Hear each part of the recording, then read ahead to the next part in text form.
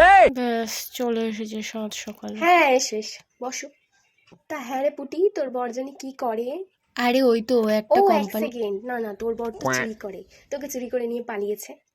বলো। কিরে তোর মেয়ে জামাই এসেছে? হ্যাঁ তা তো এসেইছে, আসবে না আবার?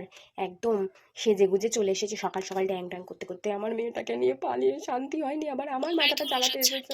না না, বেশি কিছু রান্না টান্না করিনি, ওই তো একটু আম দিয়েছে, দুপুরবেলা ডাল, আলু সিদ্ধ, আলু ভাজা, পটল ভাজা, বেগুন ভাজা, আর একটু মাংস করেছি। মাংস না করলে তখন আবার বদনাম করবে, একে তো আমার মেয়েটাকে নিয়ে পালিয়েছে, তখন বলবে তোমার মা কিছু খাওয়ায় না।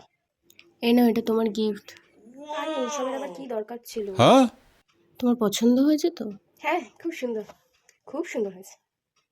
আরে তুমি বসে আছো কেন, খাও খাও। ইচ্ছে তো করছে পাখাটা দিয়ে হাওয়া না দিয়ে ডান্ডিটা দিয়ে একটা মেরে দিই, মেয়েতে আমার মেয়েটাকে থাকতে হবে, তাই জন্য কিছু করতেও পারছি না।